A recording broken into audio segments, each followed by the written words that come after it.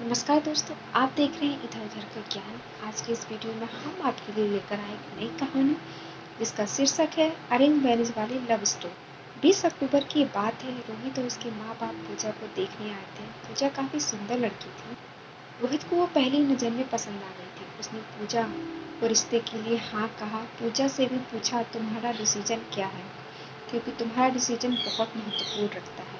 पूजा ने भी तुरंत हाँ कह दिया और बाद में दोनों की शादी की तारीख पक्की हुई। बहुत धूमधाम के साथ दोनों की शादी कर दी गई। उनकी शादी रोहित के घर पर हुई। रोहित का घर शहर के 1 BHK घर। शादी की सारी विधि खत्म हुई। बाद में दोनों अपने रूम में फ्रेश होकर अपने कपड़े बदल कर आते हैं। दोनों की वह शादी की पहली रात थी। रोहित धीरे से पूजा को आवाज देते हुए बोलता है, आज से हमारी नई जिंदगी की शुरुआत। ऐसा बोलकर पूजा को गले लगाने की कोशिश करता है, पर पूजा उस पर चिल्ला बोलती है, तुम मुझे जरा भी पसंद नहीं हो और मैं तुमसे प्यार भी नहीं करती, इसलिए मेरी तरफ से कोई भी उम्मीद मत करना। रोहित उसकी बातें सुनकर हैरान हो गया, पर हिम्मत करके उसने पूजा से पूछा, पूजा अगर ऐसा ही था तो तुमने मुझसे शादी क्यों की? मैंने तुम्हारे साथ जबरदस्ती नहीं की थी। मैंने पूछा भी था तुमसे, फिर तभी क्यों नहीं कहा मुझसे? इस बात पर पूजा बोली, मुझसे कुछ मत पूछो, 2-3 महीने एडजस्ट कर लो और उसके बाद हम डिवोर्स लेकर अलग हो। ये बात सुनकर रोहित को बहुत धक्का लगा। उसने पूजा को समझाने की बहुत कोशिश की, पर उसने रोहित की कोई भी बात नहीं सुनी।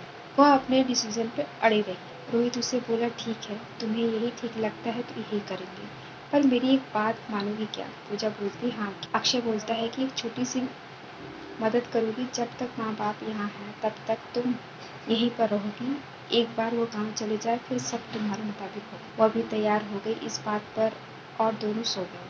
हर रोज का दिखावा उनका चालू था। माँ बाप के सामने पति पत्नी की तरह रहना उनको समझ में नहीं आए, इसलिए उनके सामने नाटक करना। ऐसे करते करते दिन खत्म होने लगे। दोनों ही नौकरी करते थे। फिर रोज के टाइम टेबल के अनुसार अपना अपना काम खत्म करके काम पर जाना। रोहित रोज पूजा से प्यार से बोलने का प्रयास करता था, पर पूजा रोहित को देखा करती थी, क्योंकि पूजा की एक इच्छा थी कि उसको जल्दी ही शादी नहीं करनी। घर के लोगों का मन उसे नहीं दुखाना था, इसलिए वो शादी करने के लिए तैयार हुई।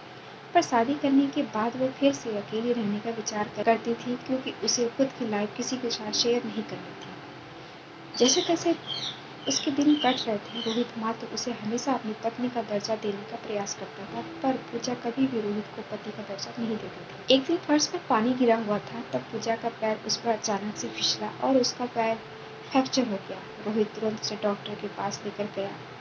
उसका इलाज होता है। डॉक्टर कहता है पैर पर जरा भी चोट नहीं देना है, उसकी काफी देखभाल करने के लिए बोलता है। फिर क्या, रोहित उसका बहुत ख्याल रखने लगा। हर रोज उसके पैर की मालिश करता था।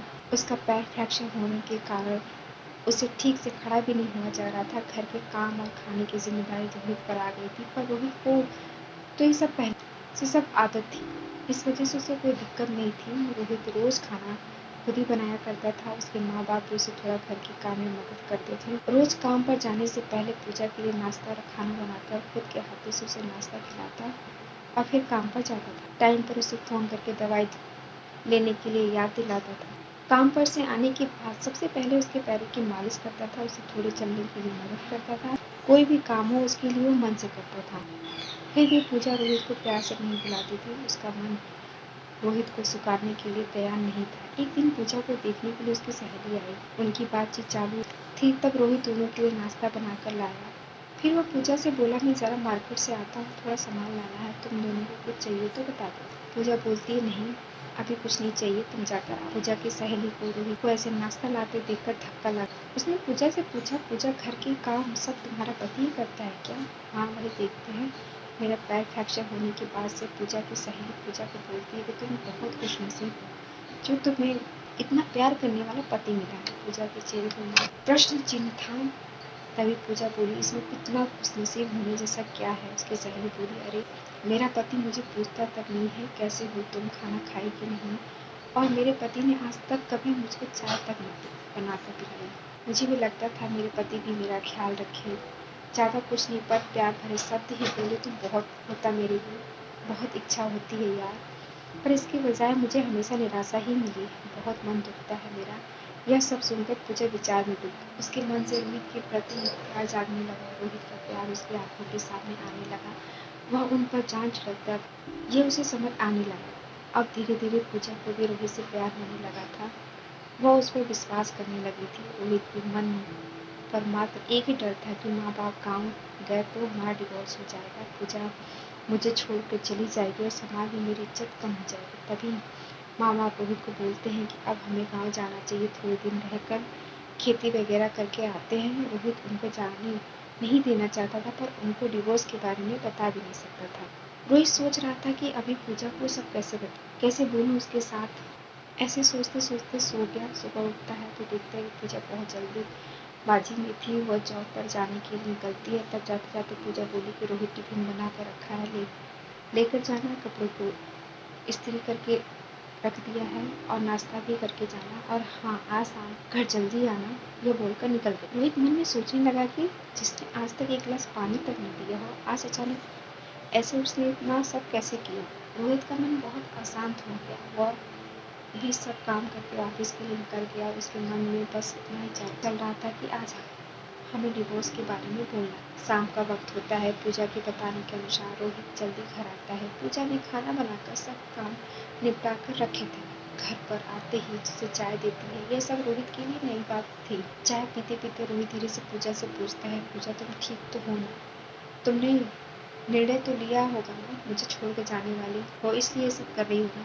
इस पर पूजा बोलती है, मैंने अपना फैसला ले लिया और मैं कहीं भी नहीं जा रही हूँ। मैं अपनी पूरी जिंदगी तुम्हारे साथ जीना चाहती हूँ। और जाकर रोहित को गले लगा लेती है।